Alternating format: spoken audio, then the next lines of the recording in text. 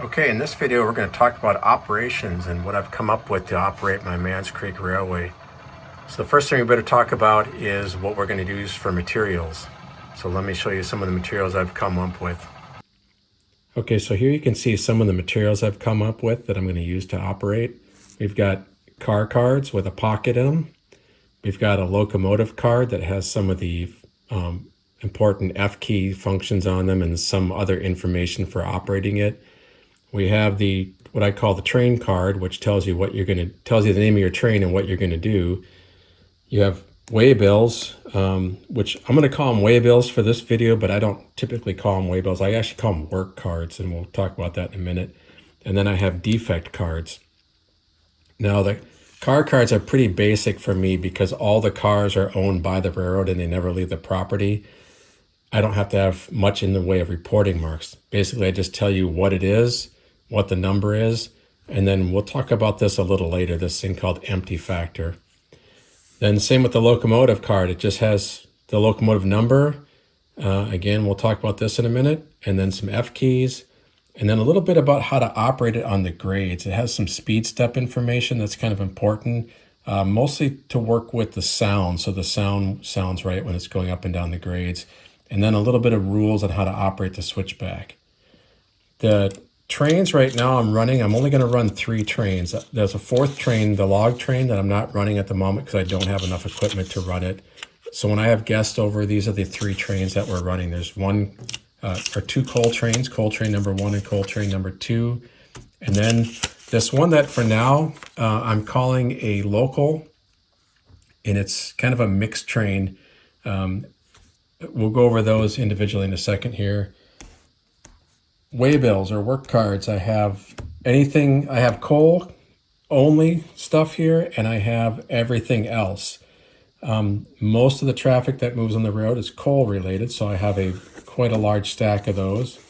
And then others would just be some random things that the railroad might do, moving machinery or moving supplies around here and there. I don't have very many of those, you can see. What I do with these is I mix these 2 piles together, and we'll talk about that in a second here. And then I have these defects. If you watch my other videos, you know that I have defect detectors in the layout, and they have cards that tell you if there's been a defect in your train. The first item we're going to talk about here is the train card, and this is basically going to tell you what your train is. So if you're talking to people, you can say, I'm coal train number 1. And for fun, I put on here just who the engineer was and what the date we ran and what locomotive they used. And I might keep these just as kind of record of guests over the years. It tells you on here what you're going to need for your train to start out with, and in this case, it's going to need a locomotive and a caboose. And then there's a little area in here where it says the area of travel, and this kind of gives you an idea of where this train is going to be working. And here you can see it's going to work the Clifftop area, the mine number 7 branch, and it's going to be working the Sewell dump trestle site. And then a summary is just a 1-line statement of what this train basically does, and it works mine number 7, mine number 11, and the strip tipple. The bottom section here shows all the different tasks that need to be done by this train, and these are in order. So the first thing they have to do is pick up a locomotive and caboose at Clifftop, and then the second thing they're going to do is they're going to run to mine number 7 branch. What these little boxes here on the side are is I put little check boxes here because sometimes between each task, a little bit of time will go by and an operator can forget what they've done. So they can just go along and check these off as they move down the list. These are just printed on paper. They'll be a one-time use slip. Also gives me a chance to maybe change these up a little bit if I want to. Depending on who's coming over and what we want to do, I can make more tasks or less tasks. So this other train that I've come up with is actually a fictional train. I don't know if the Mans Creek ever ran a train like this, but this was a way to add in non-coal traffic, which is probably a little bit fictional too, but it also moves the lumber from the drying yard down to the Sewell interchange. And this one has a lot of little small steps, so this one folds out and has some items in the back here. So let's talk for a minute about how I start the session. Before anybody comes over, I take these 2 stack of work cards, and I've separated them here for this video, but they are mixed together into 1 stack. I use a random number generator on my phone to come up with a number, usually anywhere between 20 and 50. And what that number tells me is how many cards I'm going to draw off this pile. So I'll shuffle these piles all up. I'll get that random number, let's say it's 35. I'll pull 35 cards out of the combined stack. And whatever that says to do, whatever those procedures are to do, that's the work we're going to be doing for the day. Okay, let's assume that I just got a number. I pulled all my cards, and this is what I'm looking at here. And so what I would do is I would start separating these out into wherever they said these, what this work is going to have to be done. And in that stack, there's a predominant amount of strip tipple cards because that is the major generator of business on the layout. And I would expect to have a lot of those cards. Also, there's 2 trains that work the strip tipple, and we'll talk about how it knows how many cards to work here in a second here. And so I'll just go ahead and make little piles real quick. This doesn't take very long. In my example here, you can see that I have a lot of strip tipple cards. I have a request for 1 empty to mine number 5, 2 empties to mine number 7, and then these are 2 other cards here. Now, what I'll do is, if you noticed earlier, I had this train here that was kind of the other train that does all the other non-coal work. So those cards would go with that train.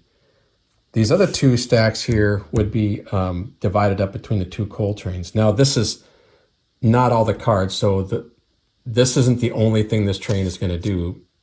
Normally, they'll have more cards, plus there's also the drying yard that has its own stack of cards, which I'll talk about in a moment here. All that gets combined, so this train actually has a lot of work, plus it has to do all the work that's already at the towns or the work sites. So there's pickups and there's inner movements when it gets to those places, like it might need to move a car from a siding over to, maybe the company store or something. So this train deceivingly actually has a lot of switching work to do. Even if it did have those 2 cars, there's guaranteed to be other work to do all over the layout. Same goes true for the coal trains. I only pulled a small amount here, but normally there's a lot more. Mine number 7 will generally get anywhere between 3 to 6 cars. Mine number 5 might get 5 cars, but this is just showing you how I'm going to divide this up. So if we take a look at the coal trains here, you can see that coal train number 1 works the clifftop strip tipple and the mine number 7 branch, and coal train number 2 works the clifftop strip tipple and the Landisburg area, which has a mine number 5 at it. So if I look at my work cards here that I drew, I know that these cards will get assigned to coal train number 1, and these cards will get assigned to coal train number 2. Now the strip tipple cards are unique because these cards are loaded during the session. And so what these will do is these cards will sit on the shelf by the strip tipple. And when this train comes over to load coal hoppers at the strip tipple, it will simply load as many cars as its locomotive can haul, and maybe as many cars as it has. So maybe it only has 6 cars. What it will do is it will draw 6 of these cards from this pile and assign those to its empty cars, and it will load those, leaving this many cars to still be loaded. So when coal train number 2 has to come to the strip tipple to load, it may have 5 to 8 cars, depending on its locomotive. It will load as many cars as it has on its train. So if it has a full train of 8 empty cars, it will simply take 8 cards out of this stack and load those and go dump those. What's left here is more cars that need to be loaded. Now these, if there's enough to generate 1 more train, so for example, this train dumps its 7, or let's say 6 cars. I believe I said it had 6. It now has 6 empty coal hoppers. It could come back up. If there's 6 cars here, it could load those and go back and make another trip. But for example, if this has just 3, what it would do then is it would just load these 3. It's not going to make a trip down to Sewell with just 3 cars. So it will just load these and then leave them at the strip tipple and then move on to its next thing here, which says it's going to go back to mine number 7 and set out empty cars for loading for the next day. That's what these cards are. So I probably didn't make that clear, but at the mine, there's cards that were whatever cards were drawn from the previous session, they were loaded there and they're sitting there at the beginning of the session. This train goes out and picks up those cars that were loaded overnight and dumps those. That's how it gets its empty cars for the strip tipple. Once it's done loading at the strip tipple and fulfills all these loads, it's going to have some extra empty coal cars. And what it's saying here is that now when all that work's done, you need to look at the empty cars that the mines need to load overnight and go place those. So what this is saying is that mine 7 plans on loading 2 cars. Now again, it generally loads more, but in this case, 2 cars. So it's going to take and bring 2 empty cars back to mine number 7 and set those out at the end of the session and then come back and tie up at Clifftop. So these cars, so whatever cars it has that are empty, I can't assign these until it knows what empty cars it has. It'll find 2 of its empty cars. It will put these in the pockets of those car cards, and it will spot these at mine number 7. And then before the next session starts, I'll simply just go pour coal into those cars, and they will now be loaded for the next session.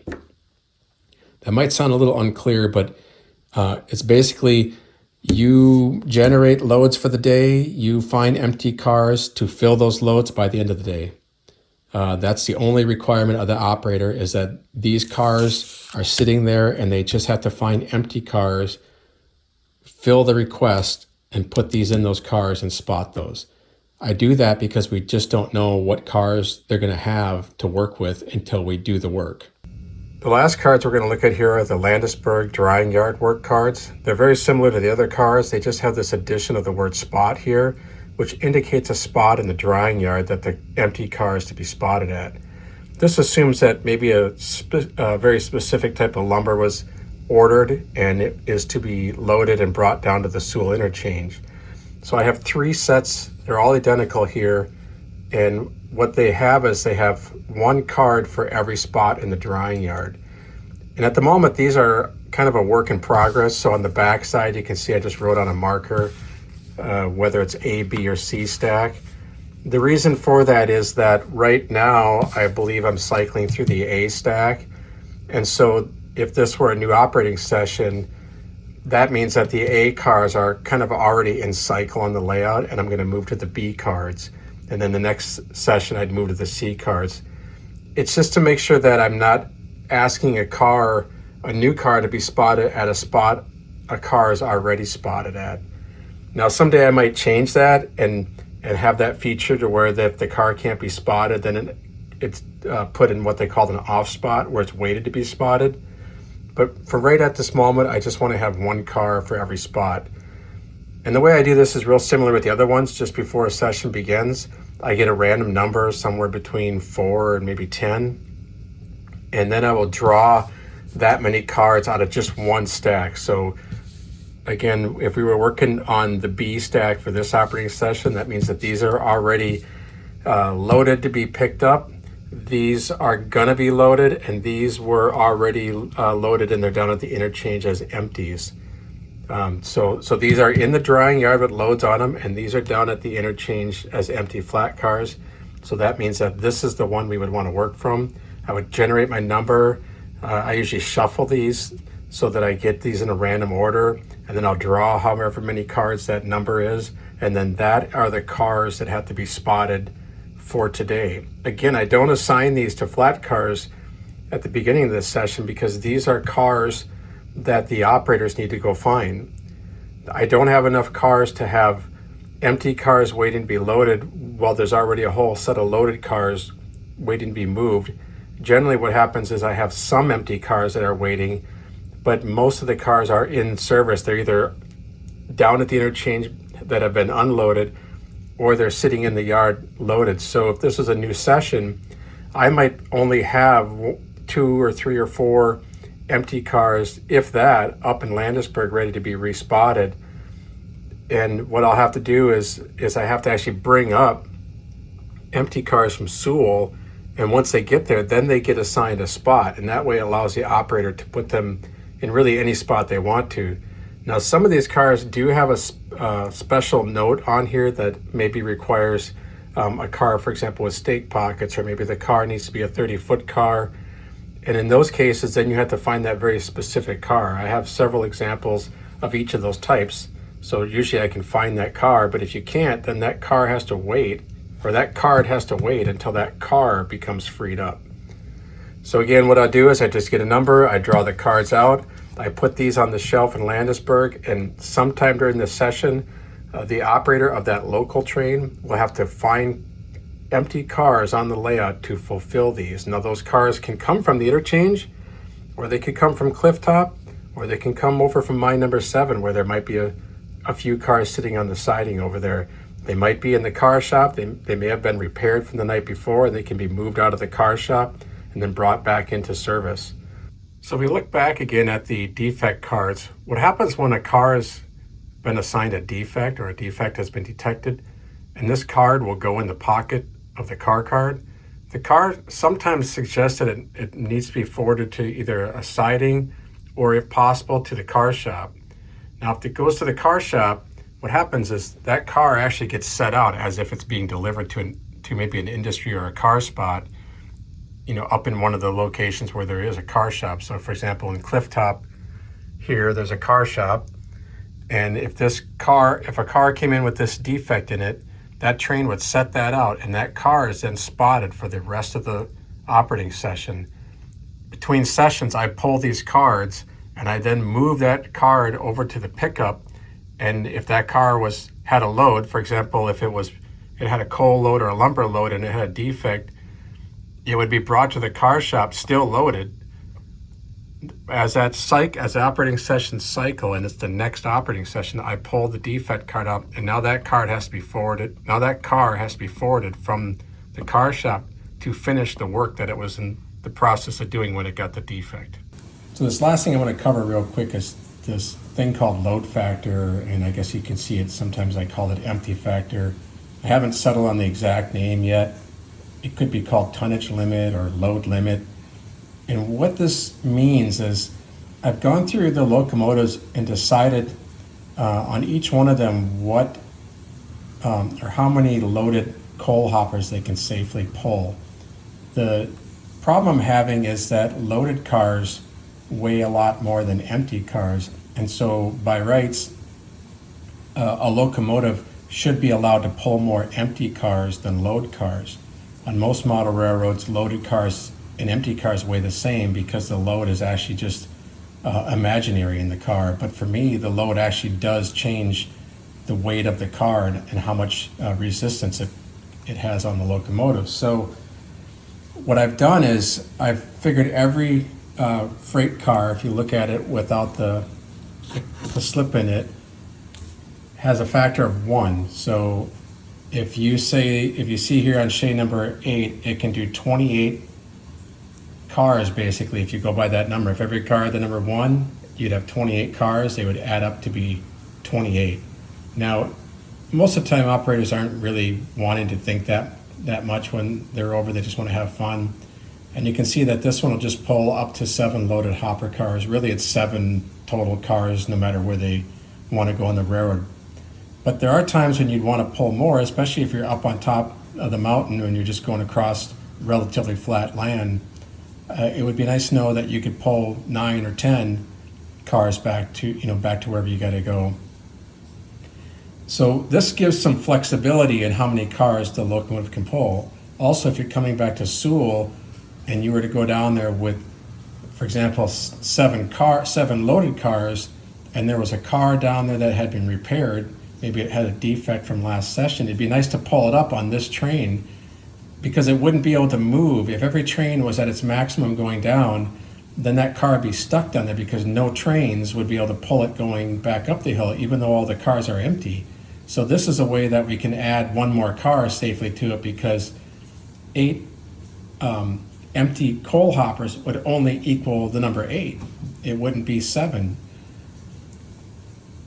The other thing we do is, even though the coal loads then would have a load weight of 3. So if you put if this was a coal car and it had a 1 for the empty factor, and then you added a coal load, which equals 3, this car then becomes a value of 4. And that's how you get the 7 loaded cars, because 4 times 7 is 28. So in this example that we're looking at here, this flat car, which has an empty value of 1, and this work card here is a card requesting that an empty flat car be brought to Sewell for the interchange. And of course it says it can either be a flat car or a box car. It needs to be empty. When this card is put into this car card, because it's empty, it doesn't add any value to this factor here. So for example, this car may actually be sitting up in Landisburg because for some reason there's no empty flat cars down in Sewell. They would know that when they add this car to their train, it's still just a value of 1. However, after it's loaded, and this is inside the pocket here, you can see that this load will add a value of 2. So it's not quite as heavy as a car loaded with coal, but whatever this thing's going to be hauling, it's taking it to mine number 7, has got some weight. So it must be some kind of equipment or machinery. And now this car has a value of 3. Now, there is a safety factor in here. If people don't want to do math, or they don't, want to be super accurate, there is some room for error, meaning that if they're just one value over 28 because they added wrong or something, it's not gonna hurt the locomotives. And I don't expect people to sit here and get out calculators, but I think for the most part you can kind of do some basic math. They're all round numbers, so it's pretty easy to add them up. And again, you can actually see in here too, we've talked about this here, this one actually has special instructions when this one is in the card pocket here. It'll say that it needs to be spotted at the end of the siding on track number 2 at mine number 7. So here we see that I've got an operating session all set up here. I've got my random number and I pulled my cards. And over here we've got 2 cars that are going to be for the local. We've got some empty hopper requests for mine number 5, 10, 7, 11, and then here are the strip tipple loadings for the day.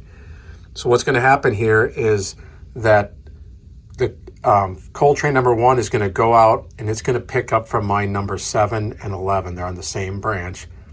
So it's going to run out light, pick those up. It's going to come back.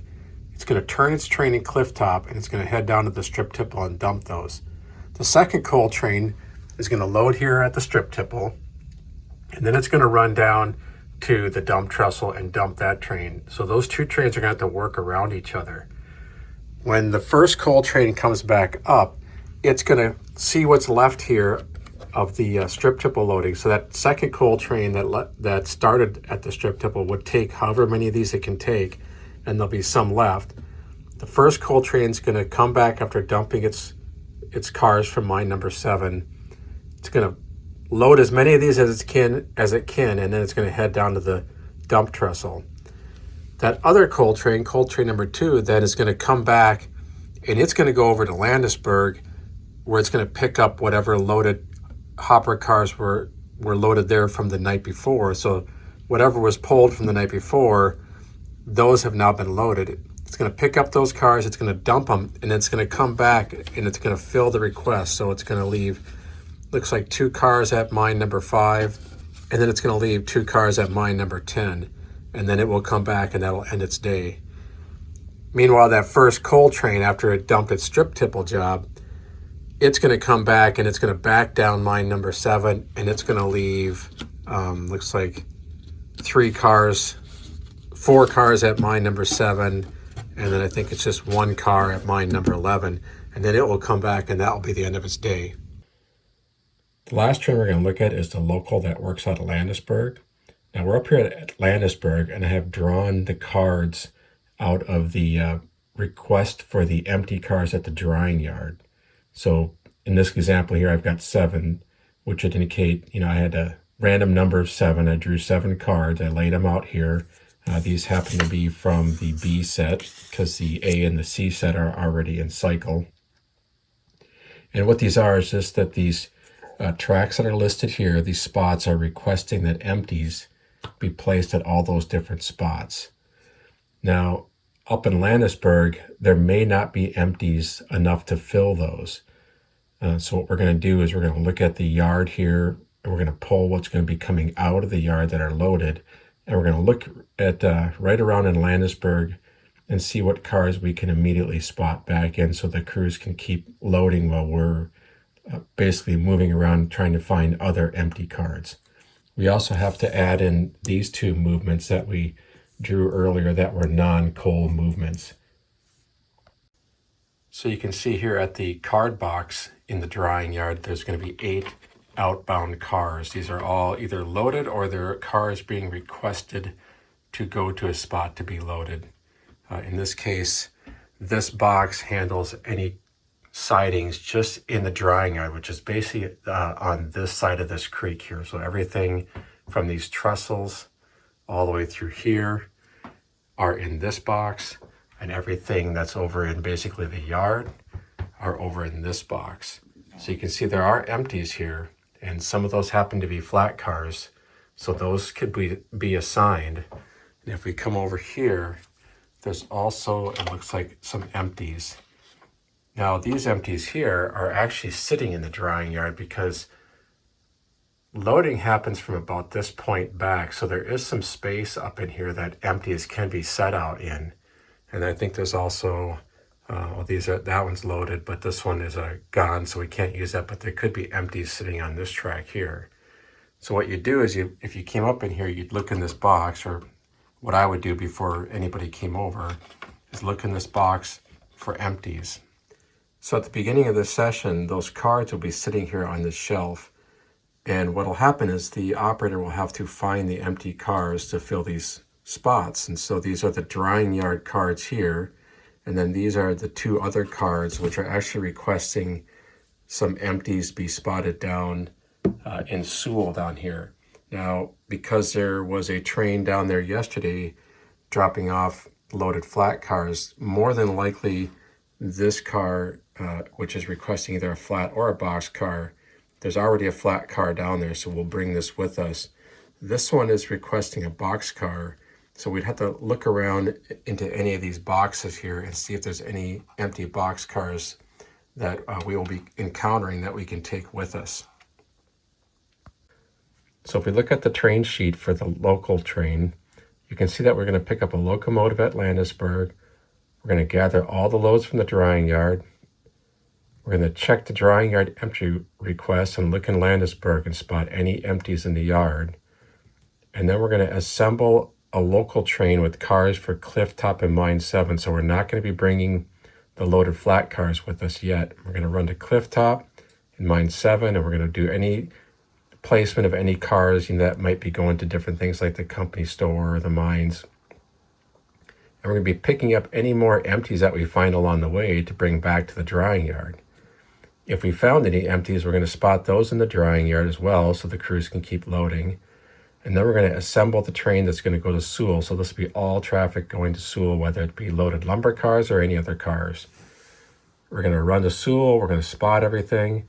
We're going to pick up all outbound cars at Sewell. And again, we're going to look for any more empties that are going to be needed. And of course, there's going to be some down in Sewell from the train that was there yesterday. And they're going to pull all outbound cars up to the dump trail. So this is just talking about how the way to work it, because it is a stub-ended tracks down there. So we have to use the dump trestle as the runaround, which gets tricky when there'll be coal trains dumping there too. And then we're going to run basically back up to Landisburg. We're going to spot any cars going to Clifftop or Landisburg in the yard for the morning train tomorrow. And then we're going to fill all the remaining empty request into the drying yard, and then that'll end the run. Well, that wraps it up for talking about the way I'm going to be operating the Mans Creek Railway. Now, operating systems are an evolving process, and I'm sure as the layout ages and as I find better ways to do things or find a different flow that might work better, this is going to change along the way. But for now, this is how I'm going to start to do it. and we'll see how it goes. Again, thanks for watching these videos. This was a hard video to make. It took me several reshoots because it's just a lot to explain.